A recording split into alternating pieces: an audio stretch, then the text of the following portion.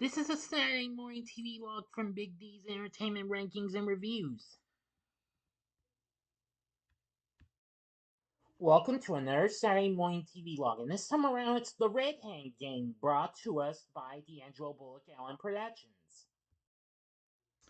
Greetings, my fellow YouTubers. I'm the Big D, and this is Big D's Entertainment Rankings and Reviews. So this week's Saturday Morning TV Log is on yet another long-lost show, but has recently been found from the 1970s.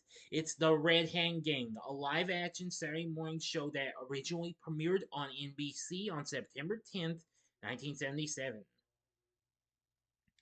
Now, the show featured five crime-solving preteens and their dog, named Boomer, who lived in the inner city. The group was so named because its members left red handprints on fences to mark where they had been. The show was produced by D'Angelo Bullock Allen Productions, who the previous year, more recently, had already delivered three of the shows from the network's previous lineup, which were McDuff the Talking Dog, Monster Squad, and Big John Little John, which of course I talked about a couple of weeks back. Now each week, the Red Hand Gang get in on the action to solve a mystery. Not quite like what we would see in Mystery Tunes at the time, like the Scooby-Doo franchise and what have you, but kind of close to that in a way. But however, they didn't find no man in a mask and what have you. They usually went up against other types of characters and what have you.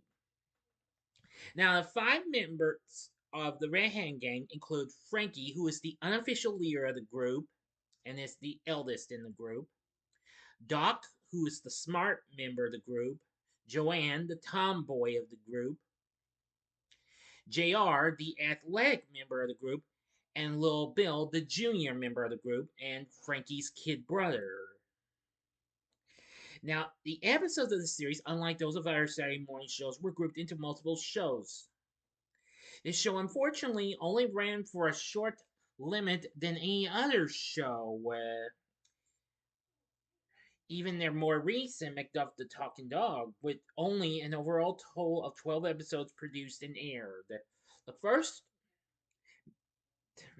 with each episode ending a cliffhanger except for the final part, because the first mystery had 5 parts, the second in 4, and the final in 3. Now, the first adventure is split across the first 5 episodes, where a young boy is kidnapped and held for ransom in an old house. And the gang must find out where he is being held by trailing one of the kidnappers. And they do what they can as they set traps to scare the other kidnappers, but however, they move to another location with the gang in pursuit. The second story, split across the next 4 episodes, they go to a hotel to meet their hero, a football player named O.K. Okins, who is played by Van Williams, who you may remember best as TV's The Green Hornet, who is a special guest for a charity auction. The star attraction of the auction is a priceless jewel. Whilst at the hotel, the gang stumble across a plot to steal the jewel by replacing OK with a look-alike and replacing the real gem with a fake. Oh, yes. But anyway, I will say that was a pretty good show. Actually, one of the actors on there was one of the bad guys in that story was Buck Cartalian, who most people had recently seen as Bruce W. Wolf in the studio's recent hit of Monster Squad. He also appeared in an episode of another NBC show, which, well, was produced by just the executive producer. One of the executive producers, William P. D'Angelo, in Run Joe Run. Which, unfortunately, that show's kind of hard to find, though. I can only find the opening for that show, but I may talk about that sometime down the road. The final story is set across over the final 3 episodes. Now, the gang visit an animal sanctuary where they get to meet Joanne's cousin, Holly, who is deaf. And well, the animal sanctuary features a chimp named Maxwell who can understand sign language. But unbeknownst to the gang, the chimp is going to be used by two crooks to help them carry out a museum robbery. And that's what I'm going to tell you. If you really want to know how all those turn out, you must watch the series if you've ever recalled watching this. After its 12 episode run, the show unfortunately ended on November 26, 1977, and has never, I repeat, never been seen again. It was, however, rerun on BBC One overseas in the 1980s. Now, years later, now in However, in 2008, the show actually did get released on DVD in the UK, and a year later, it was released in the US. I have encountered it, but I can only find the UK release. If you can find maybe a copy of the US release for a decent price, then you may want to look into that. If you can't find it, no problem. The full series is currently available on YouTube. So I think this would be one you might want to check out. Anyway, again, the show was canceled in November, 2 months later, not even halfway into the TV season, and was partly due to its time slot. It aired in the 12:30, 11:30 Central time slot, when main key affiliates tend to preempt NBC programming after 12 noon Eastern Time for their own programming, especially college football. Stand by. Where it aired, it didn't have much competition. Well, it actually did have a little bit. When it first aired, the Red Hand Gang went up against the first half of American Bandstand on ABC and reruns of Fat Albert and the Cosby Kids on CBS. After the series was ended, it was replaced with new episodes. Well, some of the later episodes are reruns of the series Thunder, which was also new on NBC that same year.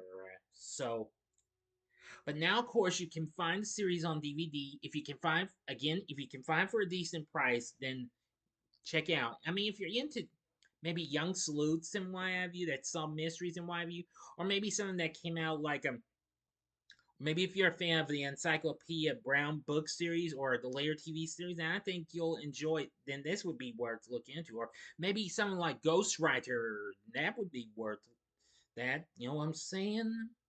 Good. Anyway, now then, for the cast, we have, well, of the Red Hand Gang, we have playing Frankie is Matthew Laborto, who actually was best known for playing on NBC's big hit series at the time, Little House on the Prairie. He was best known for playing Albert Quinn Ingalls. He appeared on one season the previous year, but after this, he was seen on this show and a few others. But then he returned to the series for the rest of its run from 78 to 83. Frankie, I think, is a pretty good character. Playing the character Doc is James Bond III. Yes, you heard me correctly. There is actually an actor by that name. That same year, he was actually in an episode of The Love Boat.